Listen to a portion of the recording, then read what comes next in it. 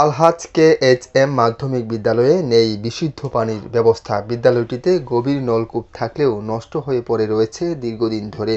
নষ্ট নলকূপগুলো সংস্কারেও নেই বিদ্যালয় কর্তৃপক্ষের নজরদারি। এতে শিক্ষা প্রতিষ্ঠানগুলো ছাত্রছাত্রীদের পানির কষ্ট পোহাতে হচ্ছে। পানির তৃষ্ণা মেটাতে বিদ্যালয় সংলগ্ন বিভিন্ন বাড়িতে গিয়ে পানি পান করতে হচ্ছে তাদের। বিদ্যালয়ের কর্মচারীগণ দূর থেকে 5 বালতি পানি নিয়ে আসেন, তা দিয়ে কষ্ট করে চলে একদিনের খাওয়া ও বাথরুমের পানির চাহিদা। এসব জায়গায় পানি না পাইলে তারা বিশুদ্ধ পানির বদলে অনেক সময় অনিরাপদ উৎস থেকে খাবার পানি সংগ্রহ করে। ফলে শিশুরা আক্রান্ত হয় বিভিন্ন পানিবাহিত রোগে। শিক্ষার্থীদের অভিযোগ, ইউনিয়ন চেয়ারম্যান, উপজেলা চেয়ারম্যান এবং জেলা পরিষদের সকল সদস্যদেরকে এ বিষয়ে অবগত করলেও তারা বিভিন্ন সময় ভবন ও টিউবওয়েলের প্রতিশ্রুতি দিলেও তারা বাড়িতে যাওয়ার আগে ভুলে যান। এখন নতুন সরকারের কাছে আমাদের প্রত্যাশা যেন আমাদের একটি ভবন, একটি টিউবওয়েলের ব্যবস্থা দ্রুত করে দেন।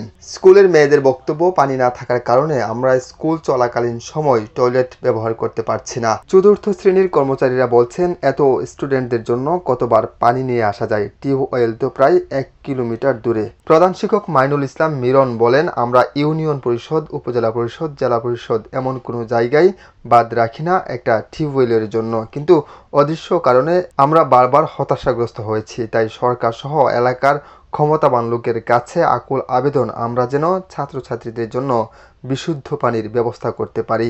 সিরাজুল ইসলাম রনি, আমার বার্তা, কাঠালিয়া।